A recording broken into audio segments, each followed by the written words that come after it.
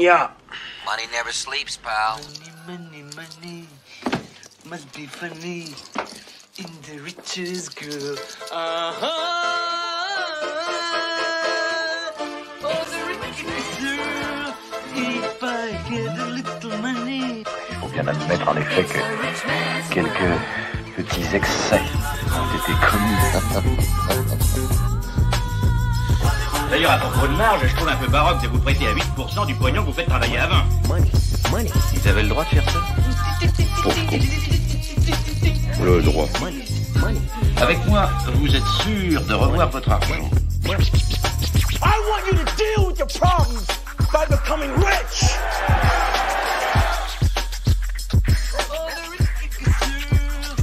Je crois qu'il serait temps, messieurs, de tenir le langage du bon sens.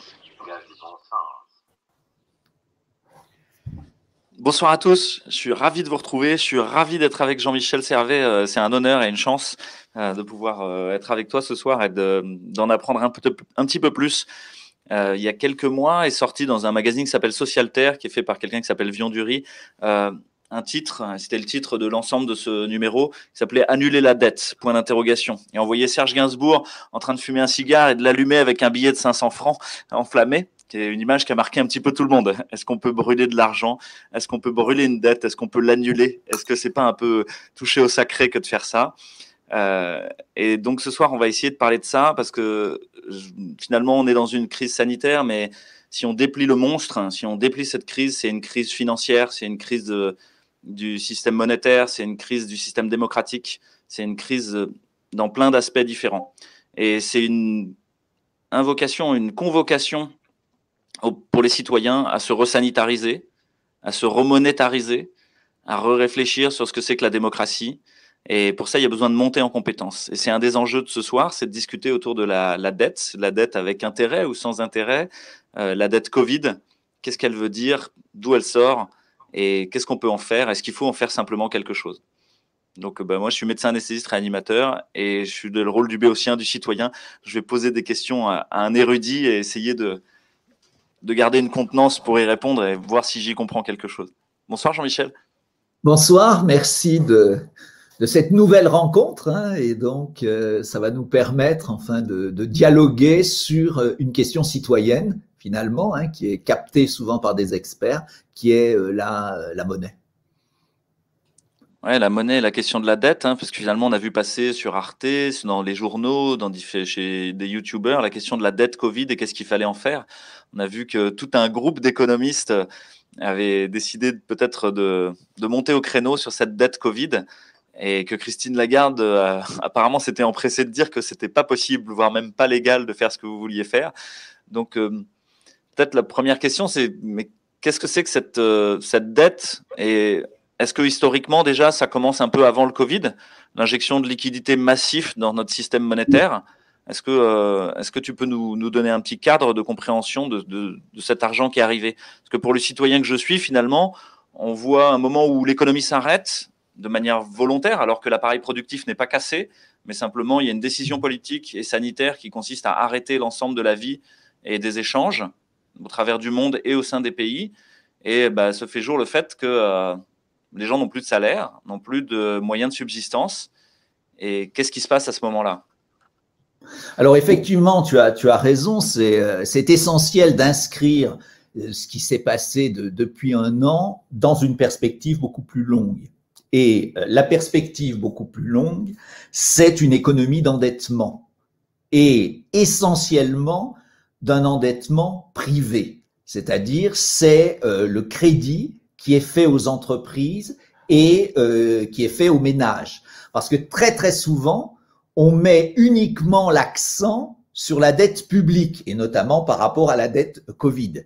Il faut comprendre que la création de surliquidité dans le système, qui s'est accélérée au cours des 20 dernières années, c'est d'abord un endettement privé plus un endettement public, mais davantage un endettement privé qu'un endettement public. Et ce qu'il y a d'ailleurs d'intéressant de noter, c'est que les pays qu'on présente comme vertueux, par exemple la Suisse, en disant « Ah, c'est un pays où l'endettement est faible ». Oui, mais si on regarde l'endettement privé, compte tenu du prix de l'immobilier en Suisse notamment, la dette privée est vertigineuse.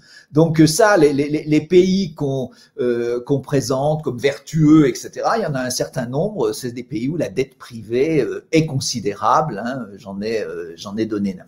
Alors, ce qui s'est passé… Une question là-dessus, avant que tu ailles plus loin, c'est finalement quand on parle de dette privée, on arrive à concevoir, c'est de l'argent, et cet argent, il va servir à quelque chose, à acheter des biens et services, et il correspond finalement lors de l'endettement à… finalement donner de l'énergie dans le temps, ensuite à la banque pour rembourser. L'argent n'est pas complètement magique à ce moment-là, on doit rembourser avec intérêt ce qui se passe, et c'est au prix d'un certain asservissement de sa vie. Est-ce que c'est la même chose pour les États ou est-ce que c'est une nature différente, une monnaie différente? Alors, ce qu'il faut préciser sur l'endettement privé, c'est que la plus grande partie de la monnaie qui est créée aujourd'hui, avant la dette Covid, parce que c'est une situation un peu particulière par rapport aux États, mais les prêts bancaires qui sont faits à ceux qui investissent dans des entreprises ou qui achètent appartements à la consommation, etc., cet argent prêté n'existe pas préalablement. C'est une création du système bancaire. Donc voilà, là, c'est le grand secret que… C'est le grand secret que beaucoup de gens ne comprennent pas, parce que souvent on a l'impression qu'on puise dans la réserve des épargnants, alors qu'en fait, non, la planche à billets tourne à ce moment-là et la monnaie est détruite lors de la récupération de la dette. C'est une monnaie scripturale. Alors souvent, je lis, des amis écrivent, cette monnaie est créée à partir de rien. Non, elle n'est pas créée à partir de rien. Elle est créée à partir d'une reconnaissance de dette de celui qui emprunte.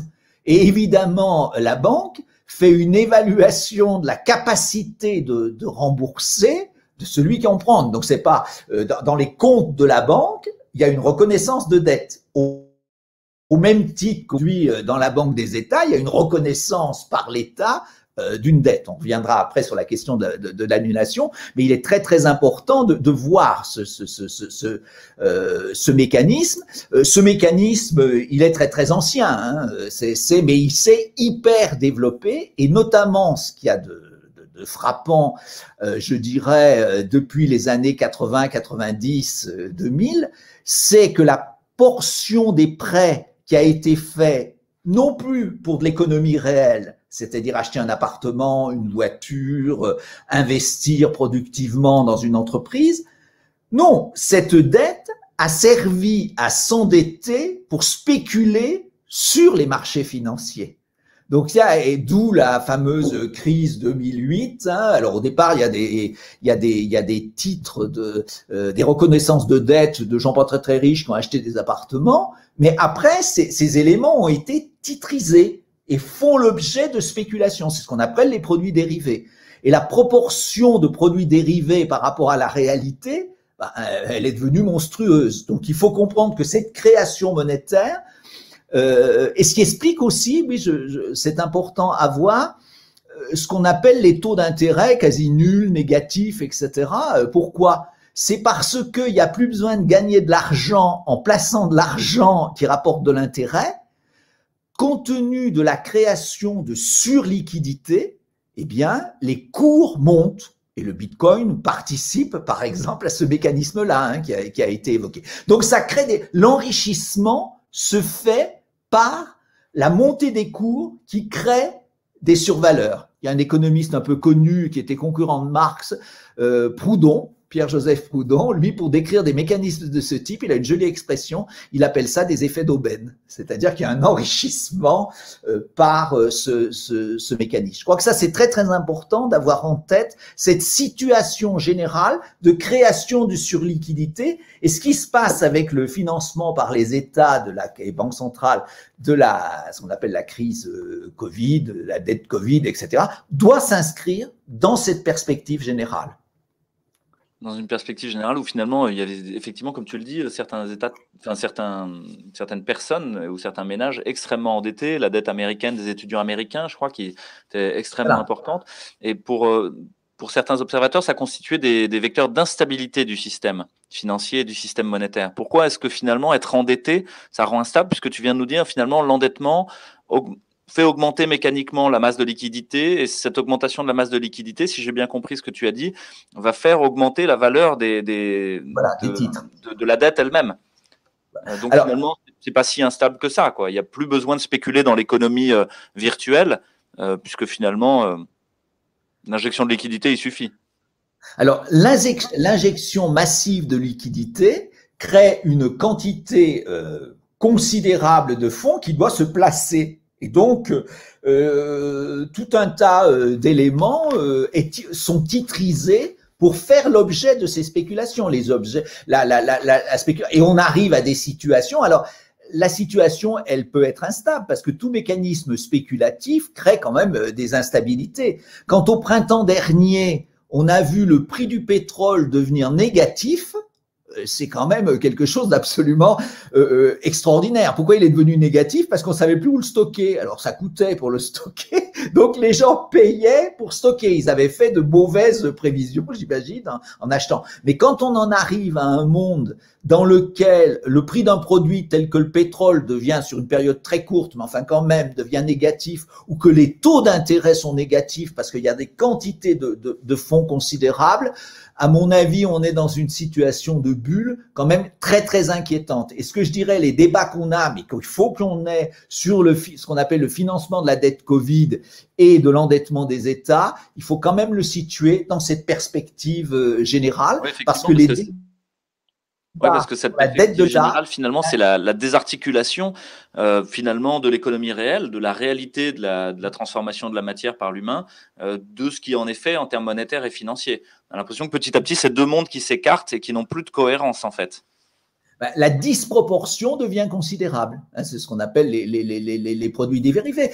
On le voit, par exemple, par quelque chose d'assez simple que tout le monde peut aller comparer, c'est le marché des devises. Normalement, on pourrait penser que les devises, enfin les marchés des devises, c'est pour faire des importations de biens et services. Or, il y a une disproportion considérable entre le commerce extérieur et les opérations sur les devises, parce que les devises sont des éléments sur lesquels on spécule. Voilà, c'est un des exemples de disproportion entre ce qu'on peut appeler le réel, d'une certaine façon, hein, on peut s'interroger longtemps sur ce qu'on appelle le réel, mais des mécanismes financiers où là, on a une disproportion. Donc, ce débat, il est important de l'inscrire dans ce déséquilibre, en quelque sorte, du système, dans la bombe. À travers ce que tu dis, j'entendrais que finalement le système financier et monétaire est devenu un système industriel de création de gains, de richesses, mais extrêmement peu résilient à une période de crise. Et que l'ère des crises dans lesquelles on est en train d'arriver, finalement, le met à mal, le met à bas, alors que si le business as usual avait continué, finalement, oui, ça va, c'est tenable. Mais la moindre instabilité, que ce soit le Covid, que ce soit une fluctuation d'activité dans tel ou tel pays, une fluctuation de la récolte de céréales dans telle ou telle partie du monde, peut provoquer finalement des aléas extrêmement importants dans le système financier. Alors là, on est effectivement sur un mécanisme de déséquilibre. Je vais donner un exemple chiffré hein, pour le coup, pour voir la disproportion entre... Dans la bonne ville de Genève, hein, qui est la deuxième, enfin la Suisse romande est avec Chicago le deuxième lieu au monde pour faire des spéculations sur les matières premières, c'est-à-dire sur le pétrole, le cacao, enfin tous les produits de ce type. Genève est la capitale des transactions sur les containers. Heureusement qu'on nous les amène pas tous sur le lac Léman, parce que je sais pas ce qu'on en ferait. Donc je veux dire, c'est uniquement des titres. Il y a à Genève 400 officines spécialisées dans la spéculation sur les titres de matières premières, agricoles, minerais, etc. 400.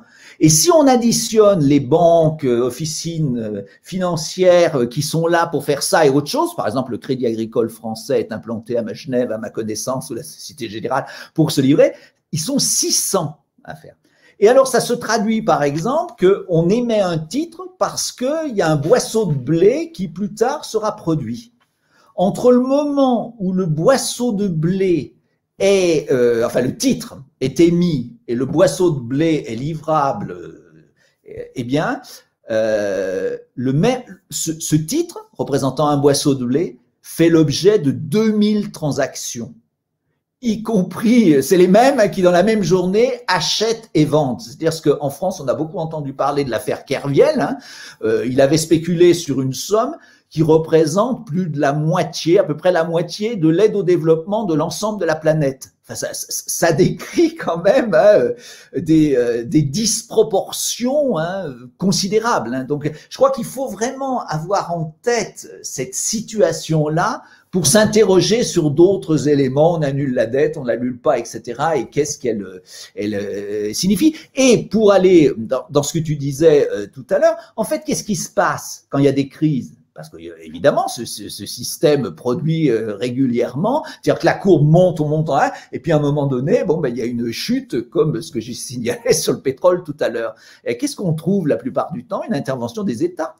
C'est-à-dire que c'est-à-dire que dans ces modèles idéologiques qu'on appelle néolibéral, etc., certains croient qu'il n'y a pas l'État. Non, l'État, il est derrière. Hein, il est pour faire tourner le système au cas où, c'est-à-dire que quand il y a des pertes, ces pertes sont socialisées. Alors, il y a quelques-uns qui font faillite, en fait, etc. Mais sur l'ensemble de système, il est protégé. Mais ça atteint... Ça me rappelle, dans un questionnement plus sur l'anthropologie de la technique, le moment où le système technique dépasse le fait de servir l'humain et où c'est l'humain qui se met à servir le système technique. Et finalement, c'est vrai pour n'importe quel système technique, à partir du moment où il prend une place démesurée, et il est plus là pour satisfaire les besoins, c'est l'humain qui est là pour satisfaire les besoins du système technique. On a l'impression dans ce mécanisme de mutualisation des pertes et par contre de privatisation des profits, c'est vraiment ça qui se passe en fait. Les gens vont aller user le soleil, c'est-à-dire travailler comme des fous pour rembourser quelque chose d'absolument irréel en fait. Mais oui, je pense que beaucoup de spéculateurs d'ailleurs, perdent le sens des réalités. Enfin, je veux dire, c'est un élément. Hein. C'est-à-dire, les chiffres qu'on donne n'ont pas de sens pour la plupart des gens. Hein. C'est quelque chose. Donc, ça correspond à ce que tu dis. C'est la disproportion entre le monde évident, technique, et puis ces mécanismes-là. La seule question qu'on peut se poser, c'est jusqu'à quand? Jusqu'où, en quelque sorte. Hein. Ça, c'est l'incertitude absolue, en quelque sorte, hein, et l'inquiétude qu'on peut avoir. Hein, parce que... D'autant que ça rejoint le questionnement, finalement, de toute cette série d'émissions de Prenez Place qu'on nous a proposées. C'est est-ce que le système monétaire est un asservissement ou un bien commun? Et finalement, ça dépend moins des capacités techniques que de l'intention initiale et des régulations politiques ou même idéologiques qu'on a mis derrière. Parce que là, on va rentrer dans des détails techniques sur la dette Covid, mais finalement, on a l'impression qu'il y a un problème plus radical que ça, beaucoup plus à la racine sur le système lui-même. Et on y revient souvent dans les discussions de café sur oui, toute cette finance est devenue folle, elle sert plus le bien commun, elle sert que l'enrichissement de quelques-uns, de quelques multinationales ou quelques spéculateurs.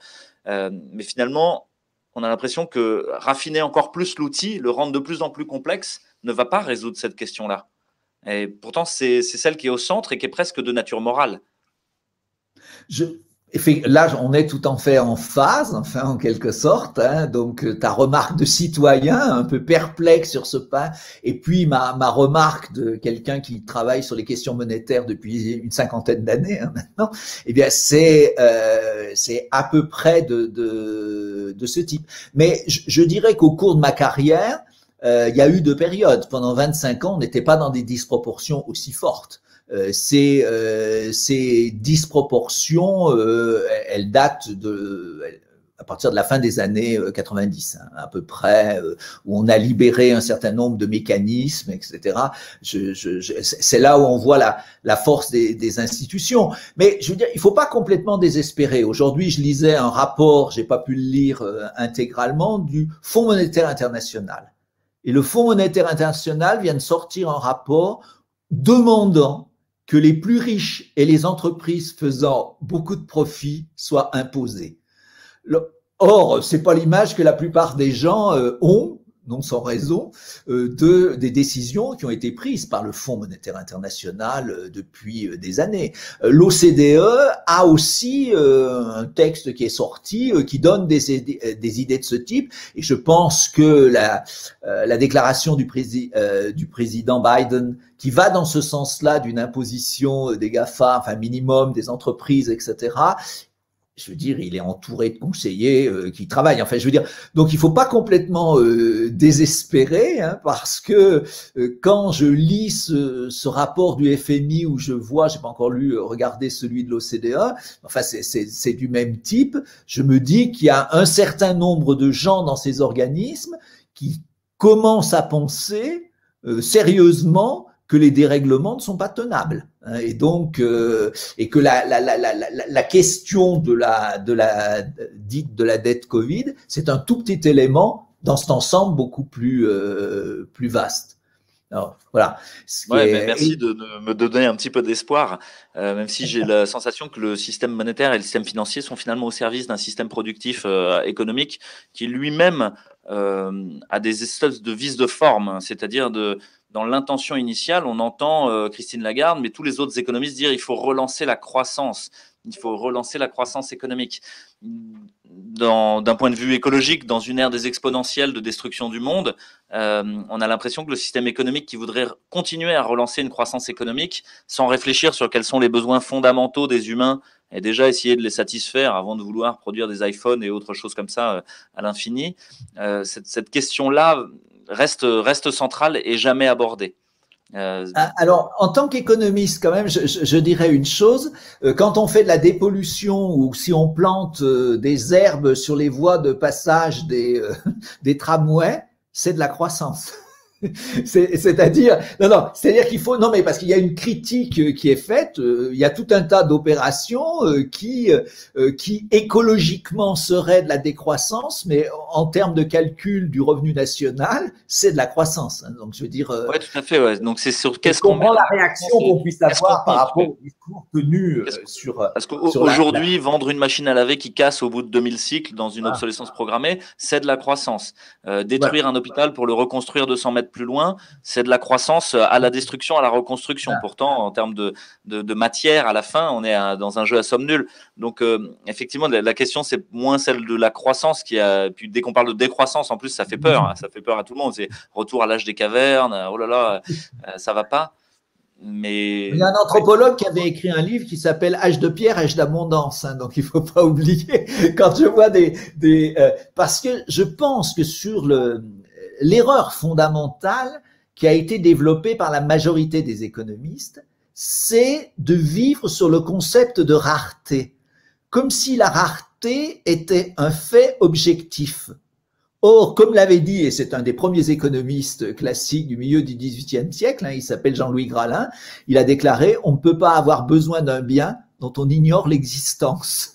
Donc, c'est vrai que cette notion de rareté et de manque, en fait, structure toute notre humanité, et à tel point que le système monétaire est basé sur la dette, l'argent et la monnaie dette. Et justement, on a sorti un texte tout récemment sur la gratitude et l'idée que, en fait, non, nous étions comblés. Et qu'une fois que tu es comblé, tu peux rentrer dans le don. Mais on a déjà fait une demi-heure, Jean-Michel, je te propose d'aller vers les questions proprement dites. Okay. La première question qu'on se posait, c'est comment il y a pu y avoir, mais on y a déjà un petit peu répondu, mais pourquoi et comment il y a eu cette injection massive de monnaie dans le système financier depuis le début de la crise, alors qu'on nous explique qu'il n'y a pas d'argent magique. Alors c'est quoi l'argent magique? D'où il sort? Alors, la première chose, je crois, qu'il faut dire à propos de cela, c'est qu'au printemps dernier, il n'y a pratiquement aucun économiste et dirigeant qui a pensé que la crise de la Covid serait aussi importante et durerait aussi longtemps. Donc, quand ils ont pris la décision d'injecter des liquidités, de permettre à la machine économique de continuer à tourner, en Suisse, il avait été proposé qu'on paye les entreprises pour qu'elles payent les salariés alors qu'ils travailleraient plus, hein, ça donne, mais on n'a pas eu idée que ça durerait 1 an, 2 ans, peut-être plus. Hein. Donc, ça, je veux dire, sur les sommes qui ont été injectées aussi rapidement, elles étaient sur la base que ça devait durer très peu de temps. Hein. Je crois que ça, c'est cette idée. Donc, ils se C'est sont conçu comme une béquille temporaire, une béquille temporaire, et on allait voir ce qu'on allait voir quelques mois plus tard. Tout le monde serait à la base, tout le monde serait joyeux sur les marchés, et ça allait repartir comme en 40. Exactement. Donc, je crois que ça, c'est la première idée qu'il faut avoir quand les gens disent, mais comment ça a été possible? Ça a été possible parce qu'il y a eu, en quelque sorte, une illusion sur les sommes qui seraient concernées. Le deuxième élément, c'est qu'on est en train de mettre en pratique, en quelque sorte, une idée qu'un État ne se gère absolument pas comme un ménage ou une entreprise. Effectivement, une entreprise, elle doit avoir des ressources et ce sont d'autres qui lui apportent d'une certaine façon. Il y a cette réalité. Et donc, une entreprise ou un ménage, si elle souscrit des dettes, elle doit nécessairement, rembourser ses dettes. Un État, c'est radicalement différent puisqu'il émet de la monnaie qu'il injecte dans le système économique, qui permet au système économique de fonctionner et en quelque sorte, l'épargne apparaît a posteriori, si j'ose dire, pour financer l'investissement. Et les impôts sont payés ici. Donc ça, c'est une idée essentielle à avoir dans la tête. Et ça, disons, beaucoup d'économistes que je qualifierais de conservateurs, étaient pas du tout sur cette base-là. Mais on est en train de le mettre en pratique. Ce que je dis là, sur un État ne se gère pas comme une entreprise, c'était une idée assez ancienne. John Maynard Keynes, qui est assez connu, etc. Si on lit sa théorie générale, c'est une pensée de ce type. Donc on a l'idée du circuit économique dans lequel on injecte. Et donc, c'est toute l'idée d'une banque centrale, c'est d'injecter, enfin de pomper finalement ce fluide nourricier de l'économie qui est la monnaie, comme une pompe qui ferait tourner de l'eau dans un système d'irrigation finalement, et qui la récupérerait à la fin. Parce que je suis face à un médecin, avec un médecin, ou le sang en quelque sorte qu'on fait circuler. D'ailleurs, des économistes avaient depuis très très longtemps comparé la circulation monétaire à la circulation du sang dans le corps humain. Et Adam Smith lui-même a comparé à l'eau, en quelque sorte, aux canaux, des éléments de ce type. Donc, l'idée n'est pas entièrement nouvelle d'une certaine façon. Mais donc, finalement, l'argent qui a servi à financer les entreprises pendant qu'elles étaient en arrêt d'activité, c'est de l'argent qui a été créé par les banques centrales, et par la Banque centrale européenne, enfin pour l'Europe en tout cas, dont les banques centrales sont les actionnaires en fait, possèdent cette banque centrale. Et finalement, cet argent, il est émis pour aller. C'est absolument pas les banques commerciales qui l'ont mis dans le circuit. À ce niveau-là, non. Mais ce qui peut y avoir d'une certaine façon, c'est une émission de titres qui sont cédés aux banques commerciales. Mais ce qui s'est passé là, en l'occurrence, et ça c'est très très important, c'est que cet argent créé pour, en quelque sorte, maintenir le niveau d'activité, il a été financé par les banques centrales et il est cantonné dans les banques centrales. Évidemment, si cet argent était cédé aux banques commerciales ou au système financier pour qu'ils le mettent sur les marchés financiers, on pourrait difficilement parler de la question de l'annulation de cette dette. C'est parce qu'elle est cantonnée à la banque centrale ou dans le système de banque centrale qu'on peut aborder cette question. Enfin, il y a une nuance parce que ce qui s'est passé après 2008, alors l'Europe a mis assez longtemps pour appliquer ça, on appelle ça le quantitative easing, c'est que la banque centrale s'est mise à racheter les titres qui étaient entre les mains du système financier. Et ça, c'était pas prévu dans les traités européens, etc. Quand on me dit c'est impossible, ça a été une espèce de ruse digne de la fable du renard pour permettre au système de tourner, parce que c'est une sorte de contournement de l'esprit des traités. Mais je critique pas qu'on l'ait fait, mais je constate simplement qu'on est bien arrivé à trouver une solution après la crise de 2008. Donc là, finalement, de l'argent a été injecté par les banques centrales. La créance de cet argent créé est dans les mains des banques centrales, ne fait pas l'objet de spéculation financière, normalement. Voilà. Et donc, finalement, pourrait rester à l'infini comme ça. Enfin, je sais pas si, ouais, j'arrive tout de suite à une troisième question qui est l'annulation de la dette, mais peut-être qu'il faut pas y arriver tout de suite. Non, non, mais ce que tu dis, ça s'appelle, c'est une dette perpétuelle. C'est-à-dire que ça existait en Angleterre déjà vers 1750. Hein. Donc, je veux dire, l'idée qu'il y ait une dette qui soit émise et que c'est une dette perpétuelle dont on ne fait que, disons, payer les intérêts, c'est pas quelque chose de nouveau hein, dans le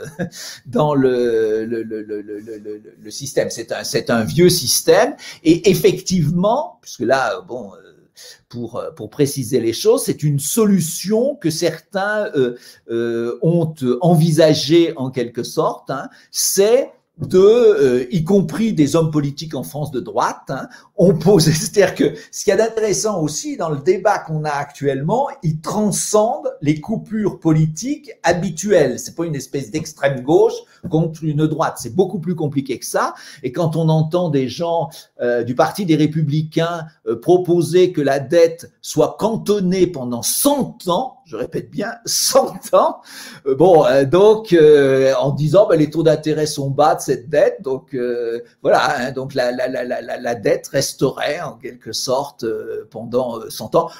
On peut imaginer, ils le disent pas, mais qu'au bout de 100 ans, elle serait annulée, comme l'a été la dette allemande au moment de la réunification. Hein. C'est quand on propose des échéances à 100 ans, enfin, je veux dire, c'est parce qu'ils veulent pas dire annulation de la dette, mais ça correspond concrètement. Surtout qu'il suffit qu'il y ait des prix qui réapparaissent à une certaine époque pour qu'il y ait disons, une diminution considérable de la valeur de cette dette.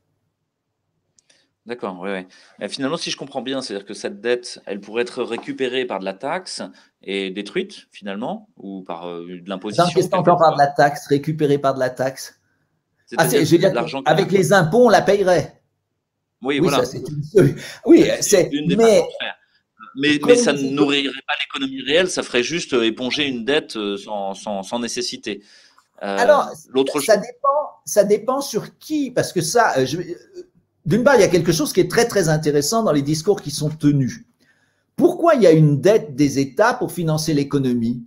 Ceux qui vantent les mérites de l'économie privée, capitaliste, etc., on aurait dû envisager en fait que les entreprises et les ménages s'endettent et que, en quelque sorte, plus tard, plutôt que ce soit les États, ce soit eux qui s'endettent, notamment les entreprises. Et c'est pas ce qui a été, on voit très bien, quand il y a des problèmes, là, on va chercher l'État pour résoudre. Donc, c'est pas cette solution qui a été adoptée. Alors, cette solution, cette dette, par contre, si on l'annule pas, on nous dit, et si on la cantonne pas, c'est-à-dire 100 ans ou enfin perpétuelle, etc., si elle doit être remboursée, effectivement, c'est une dette des États. Elle doit être remboursée. Alors, elle doit être remboursée par les contribuables.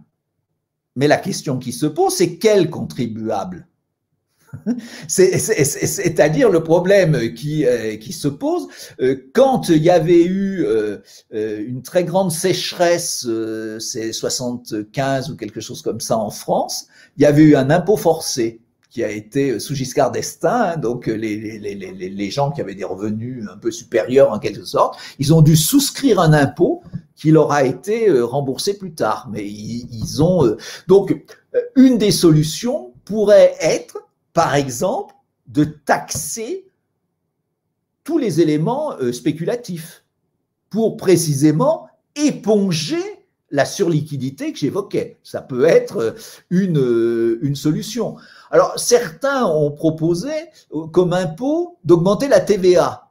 Pour moi, c'est une idée complètement catastrophique parce que c'est très inégalitaire socialement, parce que plus vous êtes riche, moins vous consommez. Donc, c'est les populations les plus pauvres qui paieraient cet impôt à travers leur leur TVA, et les plus riches ont un taux d'épargne beaucoup plus élevé. Donc, et en plus, ça créerait, disons, un ralentissement de l'économie qui serait absolument extraordinaire, puisque ces populations devraient diminuer leur consommation pour pouvoir couvrir cette dette. Donc, la question de l'impôt. Et puis, quand le gouverneur de la Banque de France a une jolie expression, il faut rembourser cette dette parce qu'il ne faut pas qu'elle soit dans le sac à dos des générations futures.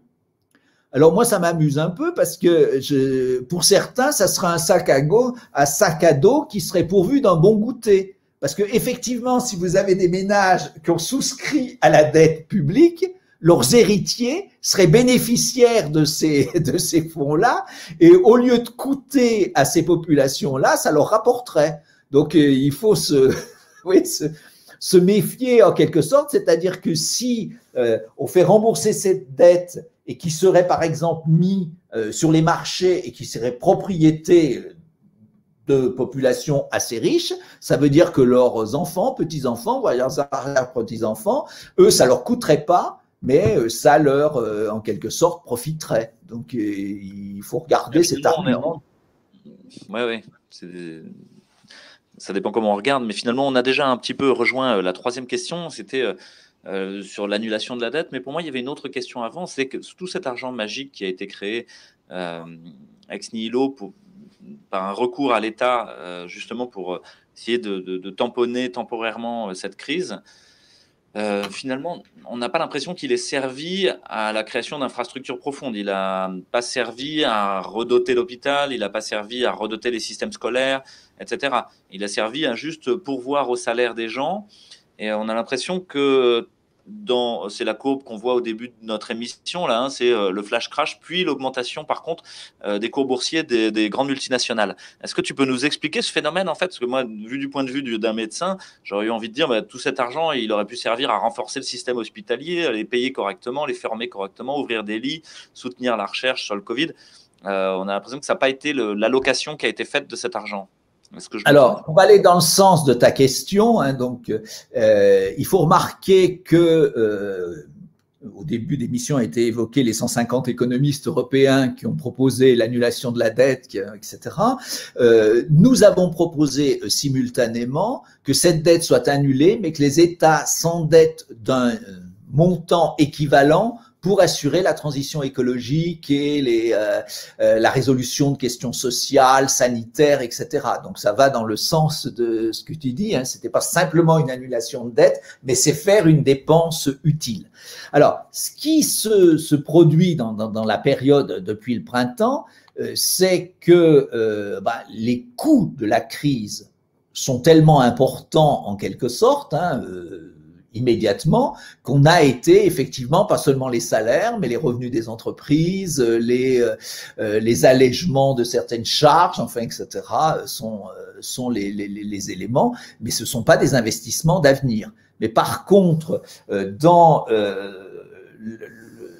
la dette européenne, qui a été négociée par les chefs d'État en Conseil européen, etc., elle vise à faire ce qu'on appelle des investissements d'avenir de ce point de vue, puisque tout le monde se rend bien compte qu'il faut assurer en quelque sorte, j'aime pas bien le terme transition écologique, mais il vaut mieux parler de crise écologique ou la question sanitaire, faire en sorte que ce qui n'a pas été fait pendant des années, maintenant ce soit fait, la formation, enfin en quelque sorte, il y a tout un tas de secteurs. Alors ce qu'il y a d'intéressant aussi, c'est de noter quand Trump a versé aux ménages américains des compléments de ressources, ça devenait presque un revenu universel, personne ne voulait en entendre parler avant et tout par un coup, ça devenait intéressant. Il faut savoir à quoi ont servi ces fonds et pourquoi on a ces sommes importantes qui ont été faites.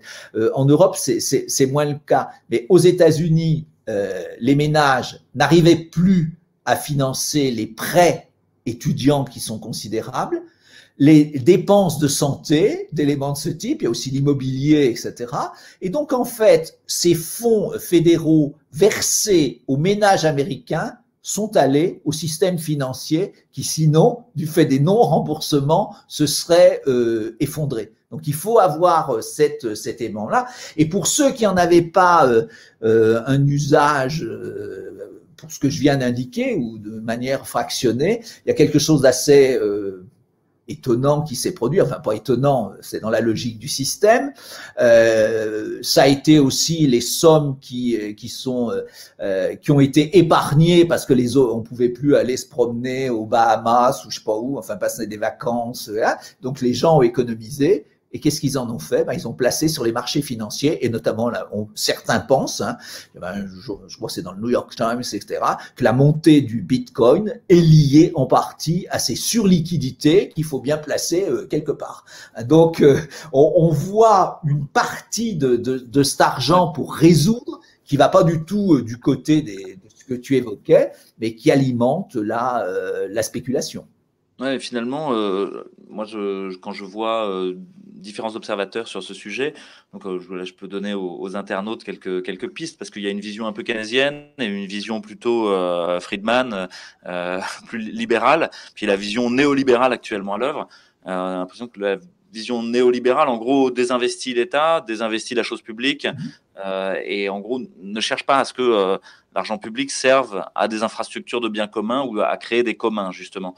Et donc, on ne questionne pas ça, et il reste un combat finalement entre des keynésiens qui voudraient que l'État soit le redistributeur des 600 milliards de réendettement et qui essayent d'aller financer des choses justes, on va dire, mais on a l'impression que les institutions n'ont plus forcément les manettes politiques ou idéologiques correctement.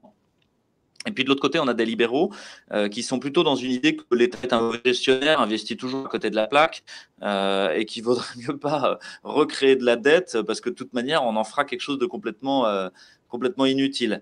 Donc finalement, il m'apparaît que cette création monétaire ne peut pas se substituer à l'idée que les ménages, la réalité, se doit de réinvestir l'économie réelle et de diriger elle-même son épargne, son action, dans quelque chose qui est juste pour le bien commun.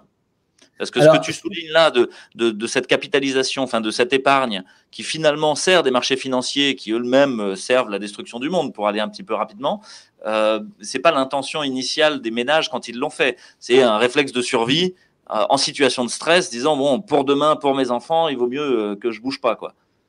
Ah oui, c'est-à-dire Karl Marx avait cette jolie formule, hein, les capitalistes vendraient même la corde pour les pendre. C'est-à-dire qu'il y a des actions qui sont menées par des personnes qui n'en tirent pas toutes les conséquences, hein, à travers cette formule. Par contre, je voudrais un peu nuancer ce que tu as dit sur les néolibéraux et l'État. Les néolibéraux sont effectivement pour la privatisation des services publics, des hôpitaux, de l'éducation, etc. Mais attention, les néolibéraux ont parfaitement conscience que une grande partie de la population risque de ne pas être d'accord avec cette efficacité économique. Et donc, les néolibéraux sont pour une intervention de l'État, mais je dirais à caractère policier. Alors souvent on cite l'exemple du Chili de Pinochet, qui a été en quelque sorte conseillé par les étudiants de Friedman, enfin les docteurs, enfin, les économistes de Friedman, mais dès les années pendant la Seconde Guerre mondiale, un des plus grands penseurs, qui est très intéressant à lire, hein, d'ailleurs par ailleurs, qui s'appelle Hayek, eh bien, il est quand même écrit qu'un fascisme anglais pourrait quand même être intéressant pour faire fonctionner l'économie. Il l'a écrit, quoi. Enfin, je veux dire, c'est ce qu'on voit aujourd'hui, c'est que le néolibéralisme a un nom qui est dans une perversion. Il ne parle pas de libéralisme, c'est faux. Effectivement, il parle de la destruction du bien commun dans un régime totalitaire, dans un déferlement totalitaire. Effectivement, c'est ce qu'on constate dans la réalité objective. Je pense qu'il y a une sorte d'escroquerie intellectuelle à parler des libéraux comme étant, comme s'ils reproduisaient les néolibéraux. Je donne quand même cet exemple, un des néoclassiques, donc c'est les pères, c'est dans la fin du 19e siècle, etc., Léon Walras, il était pour la nationalisation intégrale des terres et des chemins de fer. pour faire fonctionner l'économie. Hein, donc, on est quand même assez loin où Alfred Marshall se préoccupait de la pollution à Londres ou des choses comme ça. Donc, il y a une sorte, je dirais, d'escroquerie intellectuelle quand on prétend qu'ils sont la continuité de ces penseurs-là. Je me situe. Ouais, finalement, les idéologies elles-mêmes sont dans des classifications qui sont fausses ou qui correspondent pas à une réalité palpable aujourd'hui. Donc, est-ce qu'il y a encore des économistes libéraux au sens du 19e siècle qui intègrent une part d'État et de bien commun, comme tu le dis, ou est-ce que cette modélisation-là a disparu? Non, mais il y a aussi un élément, je fais partie des générations où on faisait de l'histoire de la pensée économique. Hein. Donc ça, c'est un élément, et c'est quelque chose qui s'est complètement perdu. Enfin, je veux dire, les gens ont des références de manuels sans jamais être complètement allés voir. J'aime beaucoup ce qu'écrit Thomas Piketty sur les inégalités, mais là, j'ai un article qui va sortir et qui montre son ignorance, disons, de l'histoire de la pensée économique. Enfin, je veux dire, c'est assez effrayant. Enfin, c'est presque un problème générationnel. Hein, donc, et donc, il y a des noms comme ça qui sont cités. Mais enfin, ces gens-là, soit je sais pas, ils les ont pas lus, c'est ce que je pense, soit ils ont lu des résumés un peu inadaptés, soit ils ont oublié ce qu'ils ont lu, mais c'est pas possible autrement. Et ça, c'est un des drames aussi. C'est-à-dire que je pense qu'on doit dire des gens comme Marx, comme Aristote, comme Walras, comme Smith, parce que ils ont pensé, par exemple, sur cette question de la concurrence, hein, parce que c'est quand même important sur le fonctionnement d'un système économique. Si on lit bien Adam Smith, il dit la chose suivante, il dit pour des petits canaux, pour des petites routes, etc., on peut tout à fait envisager un système de concurrence. Mais par contre, une fois que vous avez fait un canal entre Birmingham et Londres, vous n'allez pas en faire deux. Donc, on se situe dans un monopole de fait. Et donc, il faut que ce soit l'État, quitte à ce qu'il le fasse gérer sous des formes privées, qui soit propriétaire de ces éléments-là. Hein, ces gens-là avaient cette idée-là, ils n'avaient pas une idée qu'il fallait tout privatiser parce que, par définition, la gestion, etc. Donc voilà, on est un peu loin du sujet, mais pas complètement. Non, mais ça nous renvoie au sujet des communs, finalement, et à l'intention politique autour. Qu'est-ce qu'on fait? Les gens qui défendent le libre marché, en fait, aujourd'hui, défendent pas un libre marché, défendent une tyrannie financière qui utilise les États à des fins de majoration des profits. Donc finalement, on est dans une sorte de fascisme, comme tu l'as dit, 2.0, quoi, qui utilise tous les outils qui étaient censés se mettre au service du bien commun pour en fait de l'enrichissement privé. Et puis, j'ajouterais sur le marché, depuis 4000 ans, il existe des centaines de formes de marché. C'est-à-dire que celui qu'on connaît est une forme parmi d'autres. Le marché dans les cités grecques qui coupait absolument les échanges extérieurs et les échanges intérieurs à la cité, hein, selon le modèle d'Aristote, n'ont rien à voir avec l'idée qu'on se fait du marché. Ça aussi, c'est quelque chose de très très important, hein, de voir que derrière le terme marché, comme d'ailleurs le terme État, il y a une multiplicité de formes d'intervention, et c'est comme derrière le mot monnaie, on peut entendre tout un tas de choses diverses et variées. Peut-être qu'il y a quelque chose à propos de cette fameuse dette, hein, sur lequel je crois on a mis l'accent avec un certain nombre, c'est que s'il y a une dette des États, il faut se demander quels sont les créanciers de cette dette. Et tant que cette dette n'est pas cédée sur les marchés financiers, ce sont les citoyens qui sont simultanément créanciers et débiteurs. Et donc, c'est le sens même pour moi la res publica, la chose commune. Et je suis de ceux qui pensent que si on aboutissait à une annulation de cette dette, hein, c'est-à-dire que comme c'est mécaniquement, économiquement possible. C'est juridiquement, ça suppose pas mal d'évolution, de contorsion, etc. Pour moi, c'est pas anti-européen. Souvent, les gens le disent. Au contraire, ça peut être en Europe un acte fondateur de la République européenne, si j'ose dire, hein. Au même titre que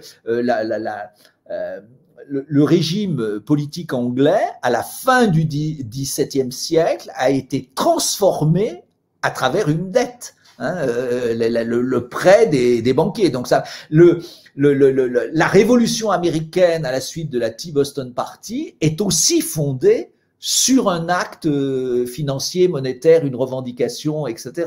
Et la Révolution française avec les assignats qui font en quelque sorte un effondrement de l'élément, et puis Napoléon qui soutient ceux qui ont financé son coup d'État et qui sont ceux qui sont à la base de la Banque de France. Donc c'est un acte fondateur. Et donc je vois absolument pas la revendication d'une annulation de la dette comme étant une pensée anti-européenne. D'ailleurs, sur des gens qui sont contre la construction européenne, on les trouve du côté de gens assez à gauche, hein, par exemple, qui sont contre l'annulation de la dette. Donc c'est beaucoup plus compliqué. Parce que, oui, mais finalement, moi, au-delà de la construction européenne, c'est plutôt la question de la biodiversité et de qu'est-ce qui forme un nous. C'est-à-dire, tu dis que finalement, l'acte d'annulation de la dette peut être fondateur d'un ensemble plus large, d'un nous qui finalement unifierait la problématique monétaire, la problématique financière, la problématique budgétaire, la problématique fiscale, peut-être, au travers de ça. Mais il faut que les gens qui en font partie soient d'accord avec ça. Or, on a l'impression que jusqu'ici, les mécanismes en place dans l'Union européenne n'ont pas abouti à cet accord-là, ont abouti à des divergences, à des tensions, et finalement, plutôt à la destruction en fait de l'outil monétaire commun que à la tentation d'aller vers une Europe fédérale ou quelque chose comme ça. La raison fondamentale, ça on le savait dès le départ, mais on espérait une évolution dans un autre sens, hein, pour ceux qui, comme moi, ont travaillé pour la préparation du passage à l'euro, c'est qu'il y a une Europe fiscale. On ne peut pas avoir une union monétaire, une union économique, sans avoir une certaine dimension fiscale.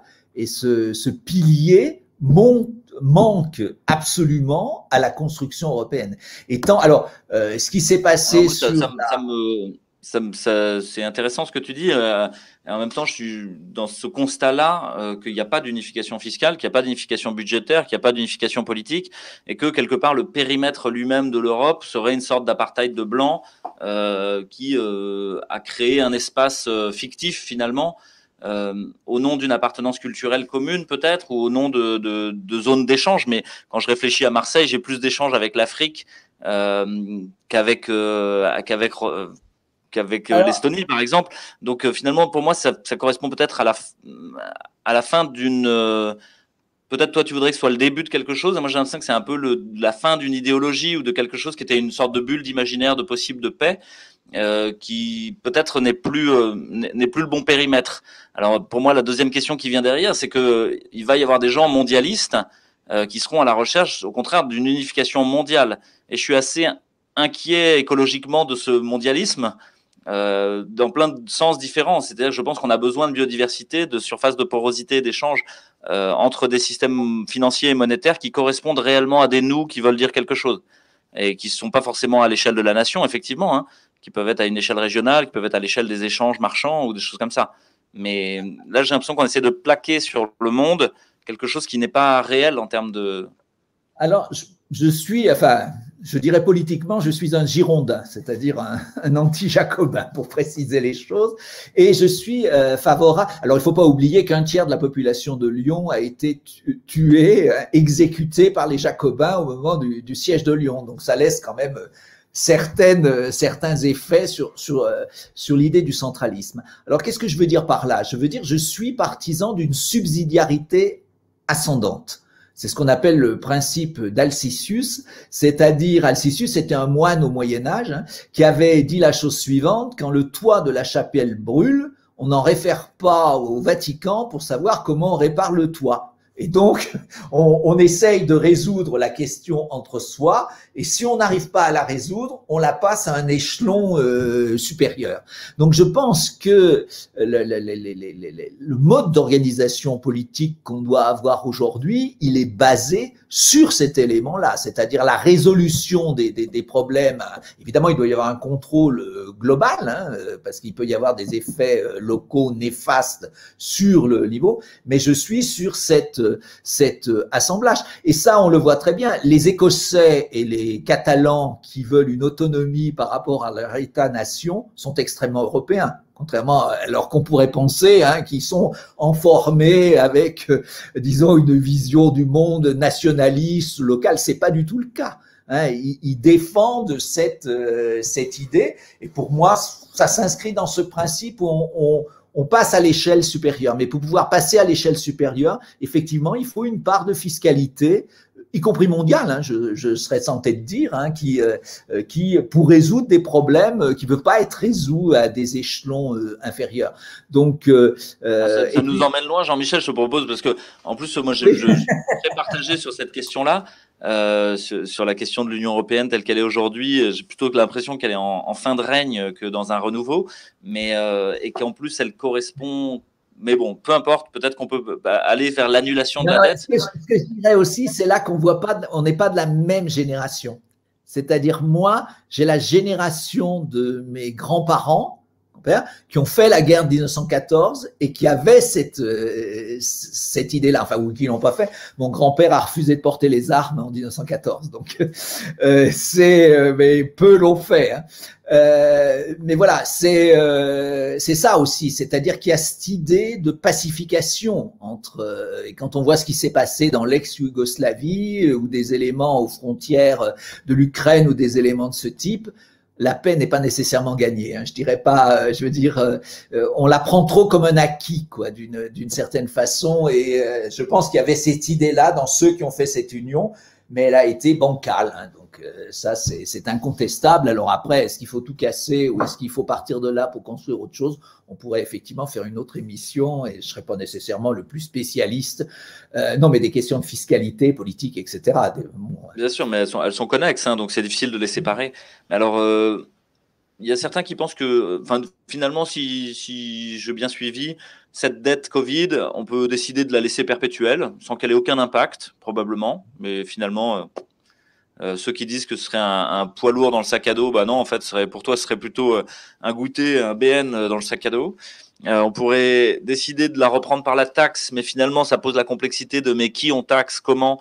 Mais ça pourrait être une occasion de répartition de la richesse intéressante.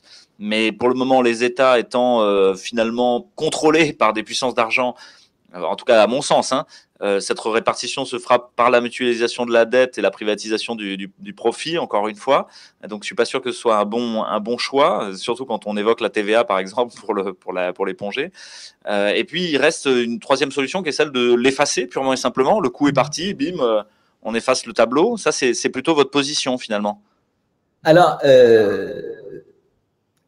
effectivement, pourquoi je suis plus favorable à ce que j'appelle la consolidation de la dette, hein, pour pas parler d'annulation. Oui, j'ai vu dans ton article, pour être dans une énergie positive, c'est plutôt le… Non, mais parce que le mot annulation, provoque des réactions, donc on peut désigner ça puisqu'on parle de consolidation d'une banque quand elle est en faillite, hein, par exemple. Donc j'ai repris des expressions de ce type. Alors pourquoi je suis favorable à une annulation, on va dire, plutôt que de la rendre perpétuelle?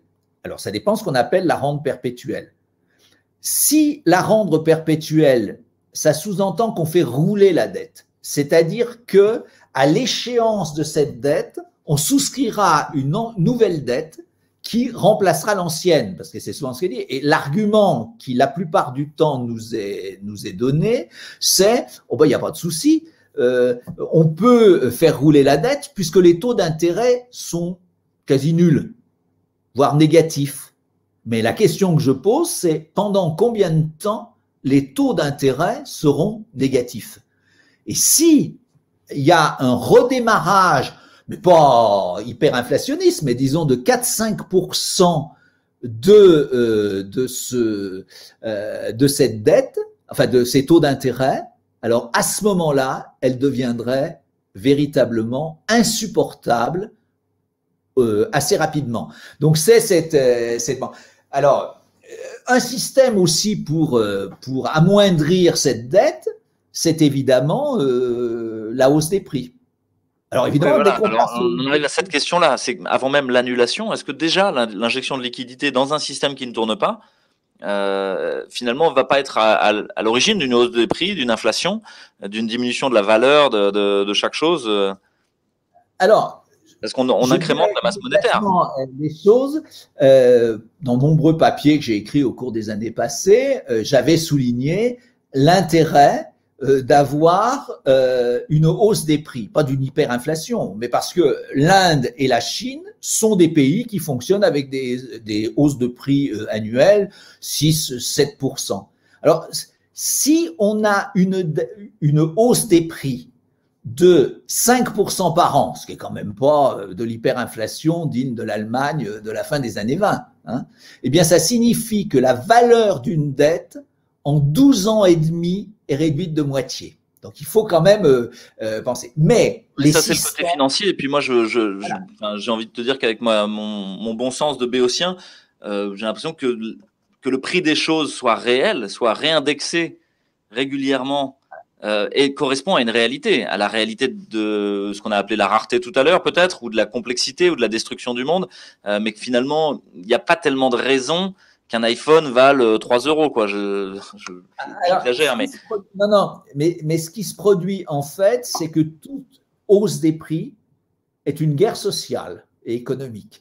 Oui, tout à fait, ouais. Et il faut qu'elle soit progressive, mais finalement pour moi, ça correspond à changer son mode de vie, et c'est très nécessaire. Non, ce que je veux dire par là, c'est que les prix relatifs varient dans un mécanisme de hausse de prix. Mais ce sur quoi je voudrais insister par rapport à cette hausse des prix, parce qu'on peut se demander pourquoi, depuis plus de 10 ans, il y a des injections monétaires aussi importantes et qu'on nous dit que les prix n'ont pas augmenté. Effectivement, on regarde les indices de prix. Hein, les banques centrales fixent comme objectif d'indice des prix de 2%. Ils ne les atteignent pas. Bon. Alors, pourquoi? Et c'est contraire avec tout ce que nous on a appris en économie. Si on injecte beaucoup de monnaie, les prix doivent augmenter. Eh bien, c'est parce qu'on ne fait pas la différence entre ce qu'on peut appeler une monnaie de paiement et une monnaie de placement. En fait, les injections monétaires produisent ce que j'évoquais, les survaleurs en matière immobilière et en matière des titres financiers. Et c'est là où ces masses financières se dirigent. Et c'est la raison pour laquelle le système financier n'ayant pas changé, les injections monétaires actuelles ne devraient pas provoquer de hausse de prix massive. Parce que dans les indicateurs des banques centrales qui regardent l'évolution des prix, l'immobilier n'entre que pour les loyers. Il n'entre pas dans la valeur de l'immobilier proprement dit.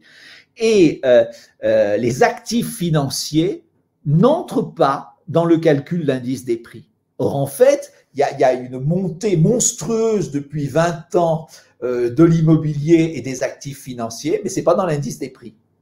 Et donc, je suis de ceux qui pensent… Le regard économique et cet ouvrement finalement de l'argent vers les sphères financières ou les placements et pas encore une fois, pas dans l'économie réelle, ce qu'on voit. Moi, mon regard, encore une fois, peut-être un peu simpliste, hein, c'est cette idée qu'on vit à un niveau de confort et à un niveau de matérialité qui dépasse très largement tout ce qu'aurait pu espérer n'importe quel roi de France, en fait, pour le moindre d'entre nous, et que ça constitue des esclaves énergétiques, une prédation sur le monde qui est tout à fait intenable, en fait, dans la réalité. Et que ça veut dire qu'aujourd'hui, quand on paye un kilo de patates 3 ou 4 euros, ça ne rémunère pas la réalité, la valeur. Ce que je veux dire, c'est que la valeur n'est pas fixée selon un principe qui me semble correct. Le principe pour moi étant correct, c'était que la personne qui fournit le service ou le bien soit capable de le refaire à nouveau. comme pour un artiste finalement, quelle est la valeur de son action? C'est peut-être de pouvoir tout vivre et de pouvoir le refaire. Parce qu'effectivement, la demi-heure de spectacle, combien ça vaut? Qu'est-ce que j'en sais moi? Et qu'aujourd'hui, il y a de très nombreux prix qui sont absolument irréels en fait, et notamment sur les denrées fondamentales. Et on le voit dans le panier des ménages, c'est-à-dire combien est consacré à l'alimentation, combien est consacré à de l'électronique venant du bout du monde, etc. Finalement, il y a une disproportion progressive qui s'est installée dans le rapport aux besoins fondamentaux. Et pour moi, la question de l'inflation, au-delà de la question de la destruction de la dette, comme tu en parlais à l'instant, est nécessaire en fait à se réaligner en termes de niveau de confort sur la réalité de ce que peut fournir la matière. Mais peut-être que c'est une vision simpliste. Hein. Alors, et donc finalement, ça me pose pas de problème si tu veux, puisque pour moi, le confort n'est pas une finalité. Ah non, mais là, je partage entièrement hein, ce que j'évoquais sur la production des besoins, la production de la rareté, hein, je partage. Mais c'est vrai que ce sont quand on compare la réalité, l'empreinte, le prix qu'on paye, etc. Moi, souvent, je prenais cet exemple hein, quand j'étais prof à Genève et je dis, je comprends le commerce équitable, mais enfin, faire venir des mangues du Cameroun à Genève au nom du commerce équitable plutôt que de manger des pommes du Valais, j'avoue que ça me dépasse absolument, etc. Et il y a quelqu'un qui, une fois, un étudiant, hein, je crois, il était au courant, il m'a dit, mais tu sais comment sont conservées les pommes? Je dis, j'en sais rien. Je dis, ben, dans des frigos. L'empreinte écologique, environnementale des pommes qui est vendue à Genève et qui ont été produits au départ dans le Valais, compte tenu du fait qu'on les conserve pendant des mois dans des frigos, est plus lourde que des mangues qu'on fait arriver par avion du Cameroun. C'est pour ça que non, je veux dire, c'est pas facile, enfin, en quelque sorte. Non, hein. C'est pas facile, t'as raison. Et donc, il faut raison garder, hein, et avoir. Mais je suis de ceux qui pensent, ça irait dans ton sens, je pense que sur le prix sur les produits eux-mêmes, au même titre qu'on écrit leur composition chimique ou made in je sais pas trop quoi, étant donné que le made in je sais pas trop quoi, souvent compte tenu des composants, je sais même plus ce que ça veut dire, l'empreinte environnementale du produit devrait être indiquée. Ça, pour moi, c'est un élément hein, qui sans doute irait dans le sens de ce que tu indiques, c'est-à-dire qu'on connaisse l'empreinte pour aller dans un deuxième temps au rationnement de la consommation sur cette base-là. Dans un premier temps, on informe, mais je veux dire… une petite tentation totalitaire, là. Non, c'est pas totalitaire, pas plus. Le rationnement, ça fait… Mais… Ah ben oui, mais je veux dire, on peut pas consommer plus qu'une planète, en quelque sorte. Or, on sait très bien qu'une partie de la population, enfin je veux dire, le mode de vie des gens qui travaillent dans la finance, hein, qui ont leur famille, je sais pas où, à Paris, qui sont à Londres et qui font des allers-retours tous les week-ends et qui passent leurs vacances aux Antilles, l'empreinte environnementale de ces gens-là est monstrueuse, hein, et ça provoque quand même des interrogations d'une partie de la population. Donc mais on en revient finalement à la question du manque et de la dette quelque part. C'est tant que tu es dans une société du manque et qui n'est pas satisfaite déjà de ce qu'elle a, qui sait se contenter est riche, hein, on dit dans la sagesse populaire. Finalement, il y a une tentation de mettre depuis l'extérieur des régulations. Et finalement, c'est le terreau pour moi des Khmers rouges, des Khmers bleus, des Khmers verts, des Khmers blancs actuellement. Et il y a une question culturelle, au fond, finalement, autour du nous et du bien commun qu'il est nécessaire d'adresser avant de vouloir mettre les régulations politiques ou financières ou juridiques. Voilà. J'ai précisé qu'il fallait informer dans un premier temps. Ça me paraît, c'est-à-dire qu'au même titre que quand j'achète, je sais ce qu'il y a dedans, si c'est du sucre de je sais pas quoi, du beurre de cacahuète ou du beurre fait avec du lait, je veux dire que je connaisse, sauf sur les circuits courts, parce que là, ça rendrait impossible, ça serait d'un coût énorme. Mais les produits qui sont importés, notamment, devraient avoir l'empreinte environnementale. Hein, si on vend des cerises qui viennent d'Argentine, pourquoi pas à Noël, non, hein, eh bien, qui est l'empreinte environnementale des cerises. Et pourquoi faire ça? C'est pas avec les Khmers rouges, c'est que dire dans 20 ans, 30 ans, alors moi je serai plus là, mais j'ai 7 petits-enfants, hein, donc il faut que je pense à eux, eh bien, dans ce délai, on risque d'être obligé de rationner. Hein, ça me paraît. Et donc, ça sera pas les Khmers rouges qui rationneront. Ça sera, si j'ose dire, la nature. Et parce qu'il y aura. Mais oui, je suis d'accord avec toi. Mais jusqu'au point de rupture, en fait. Et justement, peut-être que toutes les crises qu'on vit actuellement sont des fils de rappel élastiques au réel, en fait, à revenir à la réalité et à l'interaction avec le vivant, dans une interaction diplomatique avec à ce qu'on peut vivre avec la Terre. Parce que on en a parlé dans une autre émission, je sais plus si c'était avec toi, mais c'était finalement un système monétaire dont l'intention initiale serait d'être en diplomatie avec le vivant autour et plus dans une prédation de la ressource, changerait tout finalement. Parce que là, l'humain est toujours dans cette idée qu'il va devoir exploiter, rationner, et en fait, non, peut-être que c'est pas comme ça qu'il faut concevoir ce rapport-là. C'est-à-dire qu'on peut faire un schéma. Nous vivons aujourd'hui dans un schéma où la finance gouverne l'économie, qui gouverne en quelque sorte la société et le politique, et qui voudrait gouverner la nature. Et il faut, si on fait des cercles concentriques, j'ai un collègue de Grenoble qui présente un joli schéma, il faut mettre la nature autour qui commande l'ensemble, qui contraint, et puis la monnaie et la finance devraient être au cœur, au service d'eux. C'est une question d'interdépendance des dimensions. Ça sera, à mon avis, un long combat, mais le combat contre l'esclavagisme ou le combat, disons, contre l'absolutisme, etc., a été un long combat. Donc, voilà. Alors, est-ce qu'on a les moyens de la durer? Ça, c'est une autre question. Ouais, voilà. Et puis il faut bien différencier, mais peut-être on en reparlera une autre fois, le combat et la guerre. La guerre, c'est l'annihilation de l'ennemi.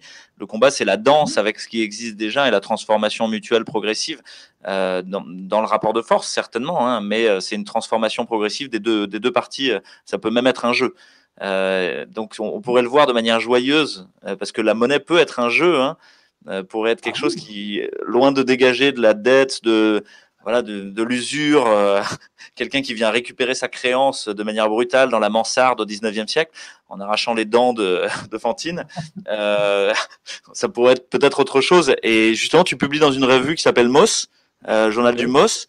Ça peut nous amener à parler du don, en fait, simplement. Est-ce que tu aurais quelque chose à en dire, cette idée du don? Ce que je dirais, quand moi j'ai découvert Marcel Mauss, j'étais étudiant en première, deuxième année de sciences économiques, alors ça correspondait pas tout à fait, et effectivement ça m'a amené à beaucoup écrire au cours de ce qui est devenu progressivement ce que j'appelle l'économie du partage.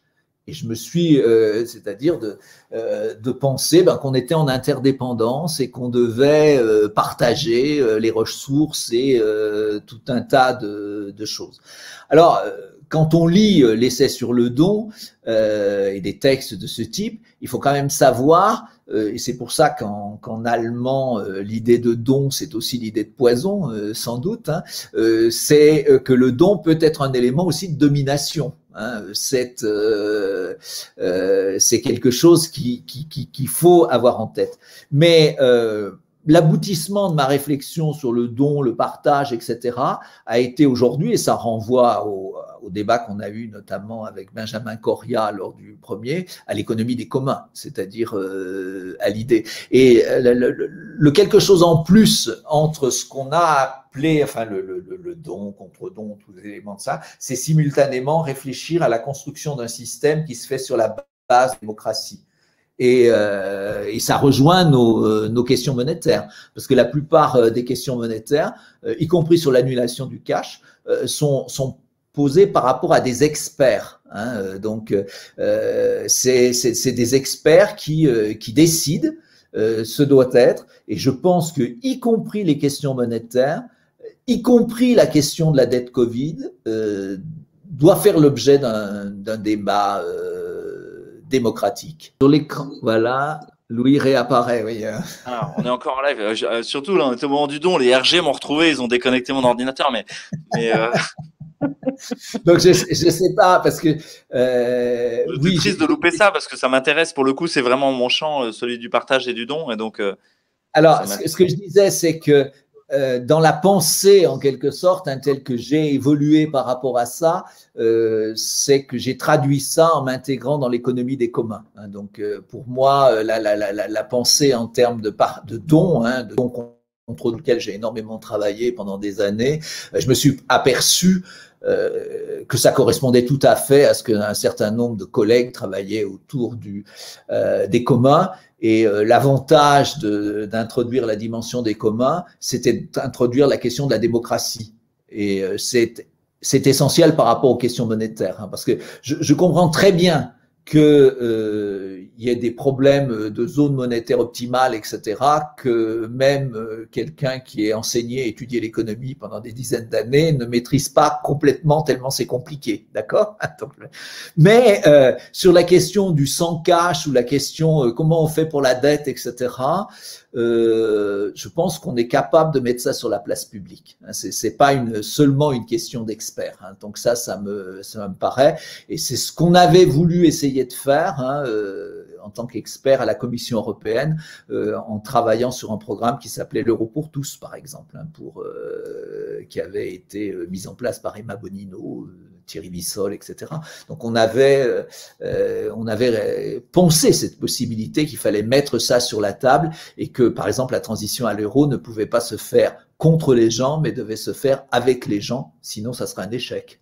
C'est un élément. Et on a beaucoup travaillé dans ce sens-là, et c'est possible, parce que si l'euro, d'une certaine façon, ça déborde un peu, mais enfin pas complètement, d'un point de vue de l'instrument financier, etc., peut être beaucoup interrogé, qui, en quelque sorte, peut nier que la transition pratique à l'euro c'est mal faite. Enfin, on est arrivé en intégrant, en discutant, on a fait des groupes de discussion très nombreux à travers toute l'Europe, avec des populations pauvres et exclues, avec des populations âgées, pour mettre en place des processus de transition. Donc, je veux dire, c'est possible de créer, ça s'appelait l'Euro pour tous, le programme, et j'ai fait travailler sur ce programme, puisque j'étais des responsables scientifiques, des gens qui étaient contre l'euro. Qui sont venus à travailler sur le projet, et l'argument étant, je leur disais, mais est-ce que tu penses qu'ils étaient contre? Bon, l'euro, très bien. Et je leur disais, mais est-ce que tu penses que ça va se faire ou pas? Et leur réponse était, ah ben oui, je pense que ça se fera. Alors je disais, ben il faut travailler pour que ça soit le moins douloureux, que ça se fasse le mieux possible. Ouais, pour la majorité de la population. Donc je suis intimement convaincu que comme on a discuté sur ces questions de transition à l'euro, de modalités, etc., sur cette question de dette Covid, on doit impliquer le maximum de la population, et on ne doit pas se dire c'est incompréhensible, c'est pas, voilà, on laisse ça aux experts, quoi, en quelque sorte. Ouais, bah finalement tu te rapproches de notre conclusion. C'est l'enjeu de ce soir, c'est d'essayer de mettre à portée cette question-là, qui est une question finalement qui paraît très technique, mais qui finalement pour beaucoup de gens rejoint la question, mais est-ce que je vais sauver ma peau, est-ce que je vais sauver mes fesses, est-ce que je vais sauver mon épargne, est-ce que je vais pouvoir continuer à bosser? Pour d'autres gens, ça correspond même à dire, mais est-ce que c'est un prétexte pour installer une crypto-monnaie mondiale gérée par la Banque mondiale pour nous asservir et nous mettre dans un système asservi aux multinationales, ce qui est un peu l'idée de Klaus Schwab ou de gens comme ça. Pour certains, on avait avec nous lors du premier débat quelqu'un dont c'était un petit peu la crainte, l'impression, Marc Gabriel, je crois. Donc toutes ces questions-là, elles restent ouvertes, et je crois que justement elles sont ouvertes. Ça sera ce qu'on veut bien en faire, et il n'y a pas de raison de s'en déposséder et de laisser des gens décider pour nous, quoi. Mais pour ça, ça veut dire se remonétariser, se refinanciariser, se rééconomiser quelque part, monter en culture collective et en culture populaire autour de ces questions-là, parce que finalement la monnaie est un outil qui doit être à notre service, quoi. Ça fait partie même de la doctrine sociale de l'Église. L'argent est là pour servir l'homme et non l'homme servir l'argent. C'est-à-dire que je ne me situe pas dans une position qui peut être celle on va supprimer la monnaie. Nous vivons dans un monde hyper financiarisé, hyper monétarisé, et donc on doit réfléchir comment se transformer à l'intérieur de ce monde-là. Je sais bien que ça peut paraître choquant à beaucoup, etc. C'est peut-être pas ce dont ma génération a pu rêver après mai 68, mais en tous les cas, c'est une réalité, cette monétarisation et cette financiarisation. Et donc, il faut se réapproprier l'instrument. Et ce que je vois, par exemple, quand en Suisse, il y a eu le référendum, bon, qui n'est pas passé, hein, mais sur la monnaie pleine, ça a permis à la majorité du peuple suisse de savoir comment aujourd'hui la monnaie était créée par les banques commerciales. Hein, parce que avant cette votation, il ne devait pas y avoir 5% des Suisses qui, y compris dans le personnel politique, qui savaient comment la monnaie, en quelque sorte, était produite dans une société moderne. Donc ça aussi, c'est important, hein, les débats. Même quand on échoue dans les solutions, on sème quand même des graines pour avancer, pour comprendre. Et ça me paraît essentiel d'un point de vue démocratique. Hein. Tout à fait. Et puis je pense que ça nous éloigne de tentations extrémistes, la tentation nietzschéenne de la table rase, de casser les tables de la loi. Finalement, un peu une illusion. On avait tendance à dire au sein des Colibris que pour changer un système, il y avait les gens qui étaient contre, les gens qui étaient à l'intérieur et les gens qui étaient à côté. Et que les trois sont nécessaires. Être contre, c'est extrêmement difficile, c'est violent, il va y avoir de la transformation profonde en fait dans la friction. Être à côté, finalement, il y a la possibilité de rêver, de créer des possibles. Et puis pour ceux qui sont dedans, de s'inspirer de cette confrontation avec ceux qui sont contre et de ceux qui proposent autre chose pour essayer de transformer progressivement le système par petits pas successifs, avec parfois des effets de seuil qui font qu'effectivement, il y a quelque chose qui se passe assez profondément quand on change d'outil monétaire. Mais... Avec l'idée que certains peuvent vouloir vivre en marche par rapport au système dominant. Enfin, je veux dire, c'est un élément. Ça fait partie c'est pas tout ou rien, en quelque sorte. Hein. On peut. Bien sûr. Et puis on l'a vu dans l'émission sur le foisonnement des initiatives monétaires.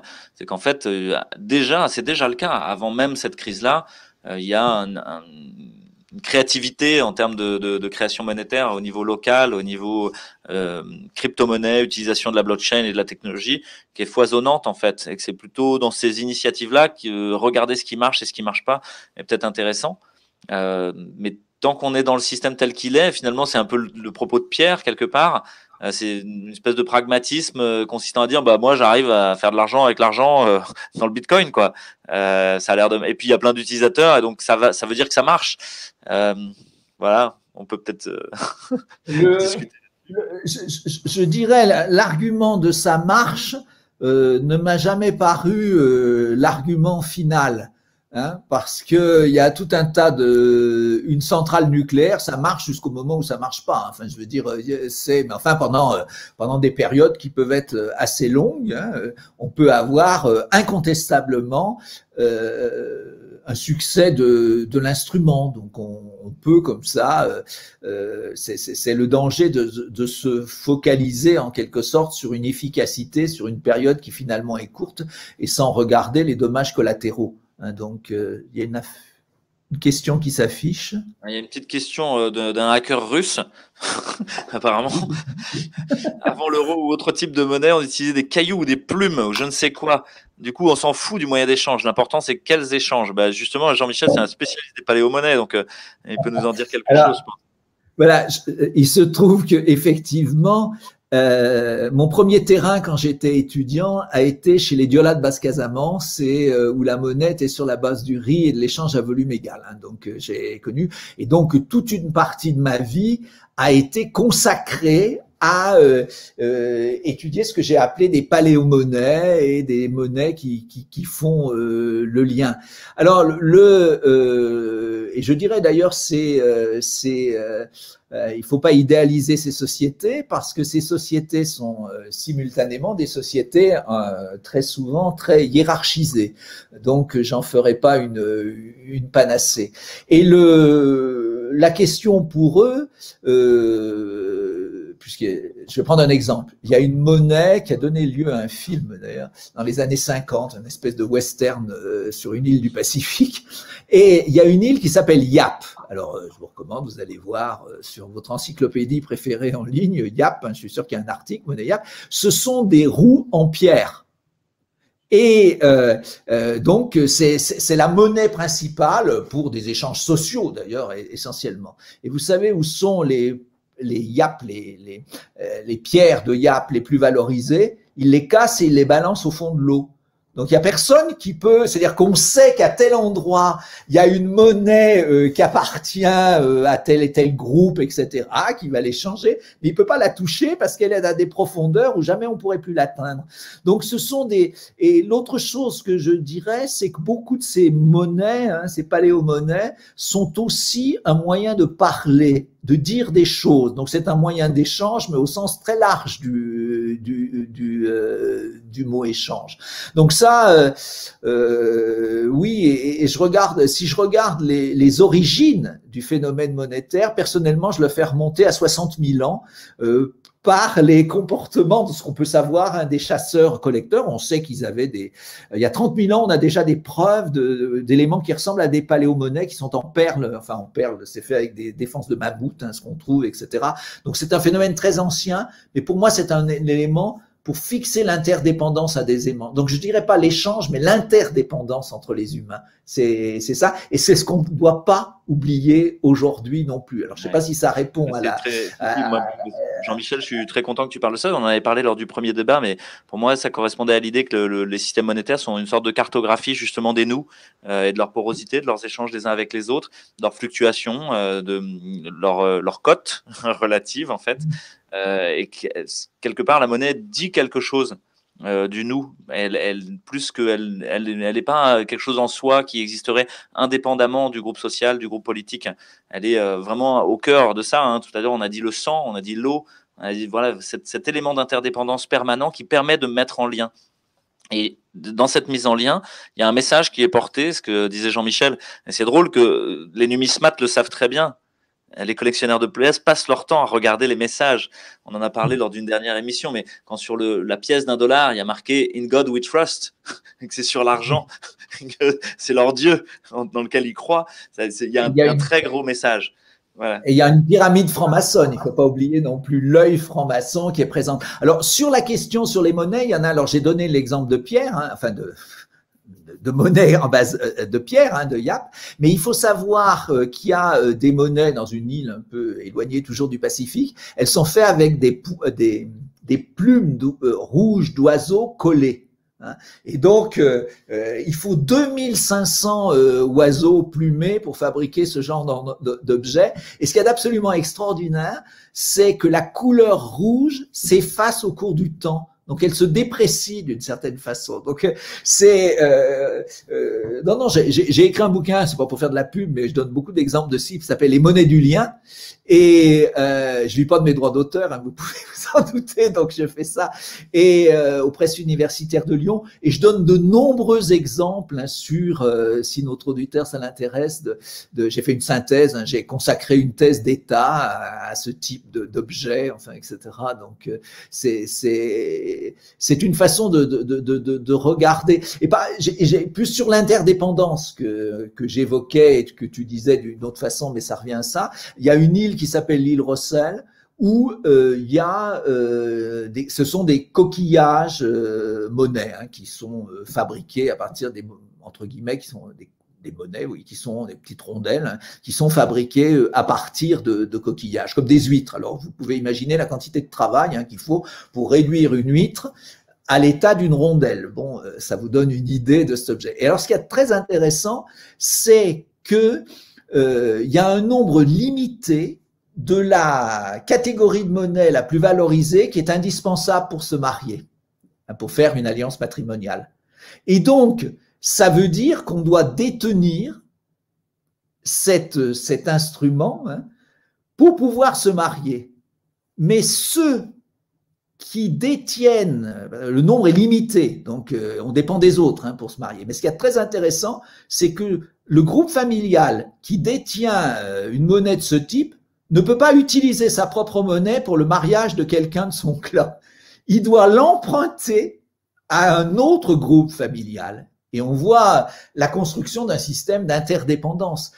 Et je crois que ça, c'est ce qu'on a beaucoup oublié. dans nos sociétés par rapport aux monnaies, c'est l'idée qu'on dépendait des autres. Ça, c'est un élément. On n'est pas un individu, on est un individu en relation avec les autres.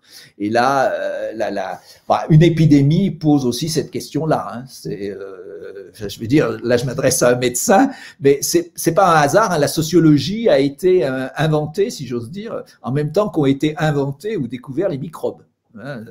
Durkheim, Pasteur, c'est la même époque. Donc, ça veut bien dire qu'on dépend des autres. C'est un élément. Et c'est pour ça qu'on doit s'occuper, y compris des clochards en matière d'épidémie. Parce que si vous laissez des clochards répandre une épidémie, les microbes, ils connaissent pas les gouffres sociaux. Il y a une question sur le gouffre entre les classes sociales. Bon. Alors, concrètement, pour une société démocratique est fondée sur l'impôt.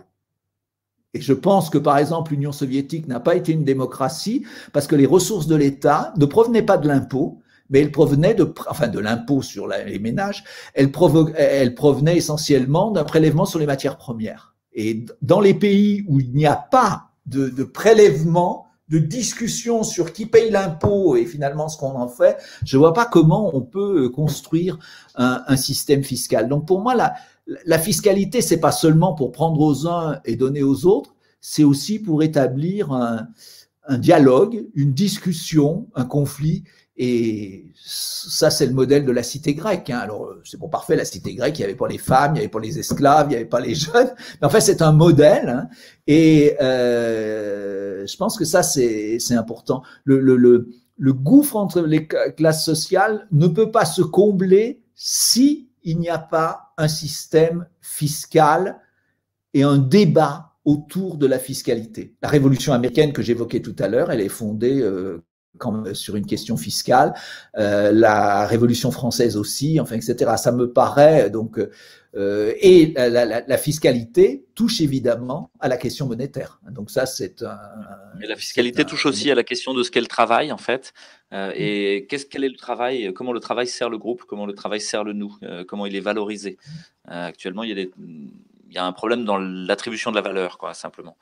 Qu'est-ce qui est important? Et ça, c'est finalement à la fois culturel, social, et dans la construction politique aussi, dans la construction fiscale. Qu'est-ce que ça veut dire travailler? C'est tout le travail de David Graeber sur les bullshit jobs ou d'autres choses comme ça. C'est de savoir comment est-ce que mon talent peut contribuer au nous et être rémunéré à sa juste valeur pour que je puisse le reproduire. Actuellement, vous avez des gens qui se lèvent à 5 h du matin pour que les choses soient propres, sont payés au lance-pierre, alors qu'ils font un travail extrêment dur. Et de l'autre côté, des gens qui sont dans un bureau en train de spéculer à la nanoseconde et qui font des milliards. Donc, on a un vrai problème sur ce qu'est le travail. Voilà. Ce qui est extrêmement frappant, c'est que une partie de la population qu'accompagne ceux qui naissent et qu'accompagne ceux qui meurent sont très très peu payés. Or, à ma connaissance, naître et mourir, c'est quand même 2 éléments essentiels dans la vie de quelqu'un et aussi pour une société. Donc, on a cette hiérarchie en quelque sorte qui est faite, où il y a une sous-évaluation de quelque chose qui est lié à des moments essentiels de l'humain. Voilà, bon, moi, m'interroge. C'est des moments essentiels qui nous mettent en pérennité, en fait. Tout à l'heure, on a parlé de lien entre les humains de manière synchronique, mais finalement, le lien diachronique, qu'il soit par la pédagogie, l'éducation, par exemple, est aussi étrangement très mal rémunéré. Alors qu'on pourrait se dire que c'est absolument essentiel. La transmission du savoir, la transmission d'une culture commune fait partie de ça. Donc, je te rejoins là-dessus, je suis entièrement d'accord. On arrive à 1 minute 32. Jean-Michel, je te propose qu'on conclue, si tu veux bien, pour que les gens puissent aller se coucher, méditer sur ça. Je te laisse la parole en premier, si tu veux faire un petit tour de conclusion. Alors, on a beaucoup navigué sur des sujets extrêmement variés, mais le lien fondamental, je crois, de tout ce qu'on a dit, ça pourrait se résumer sur comment vivre ensemble. Et il y a un certain nombre de langues dans lesquelles le mot dette est le mot corde, qui décrit bien l'attachement. Et d'ailleurs, si vous réfléchissez en français, quand vous dites obligation, au milieu de obligation, il y a une racine qui est ligue. Ça veut dire ligature. Et en anglais, la traduction d'obligation, c'est bond, ce qui est exactement aussi un lien.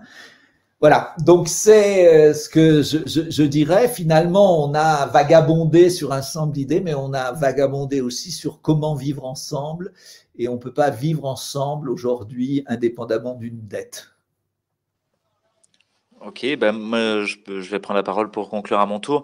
D'abord, un énorme merci et beaucoup de gratitude à Jean-Michel pour son temps, toute cette connaissance accumulée que tu nous donnes avec presque une séduction, en fait. Hein. C'est beau d'entendre tout ça. Et pour moi, un appel finalement à monter en compétence, à monter en connaissance, parce que finalement, l'ignorant va croire le dernier qui parle. Donc, ou va ne rien croire simplement même parce que ça lui fait peur, ne pas vouloir aborder le sujet. Je crois qu'il y a vraiment besoin de monter en compétence sur cette chose-là et de laisser libre cours à l'imagination, à la créativité. On a entendu parler de ces plumes rouges, de ces perles le long de défense en ivoire. La créativité sur la monnaie finalement rejoint un caractère presque artistique, voire spirituel. Et donc, on a peut-être besoin pas que de comptables, pas que d'économistes, mais de vrais gens de la société civile, d'artistes, pour justement nous aider à reprendre contact avec cet outil et en faire quelque chose qui serve le bien commun. Parce que finalement, c'est dans cette double racine, bond, léguéré, voilà, c'est à la fois ce qui nous lie, ce qui nous retient, ce qui nous empêche, ce qui nous contraint, ce qui nous asservit, mais c'est aussi ce qui nous tient ensemble et ce qui nous permet de vivre ensemble. Donc, on est assez raccord, Jean-Michel et moi, sur cette question-là. Et je crois qu'il y a vraiment besoin de travailler là-dessus pour essayer de transmuter cette chose qui pourrait être un asservissement en quelque chose qui nous lie simplement de manière volontaire et heureuse. Merci à tous. Très bonne soirée. Merci Louis pour cette animation. Au plaisir de se retrouver sous des formes avec grand diverses. plaisir. Merci.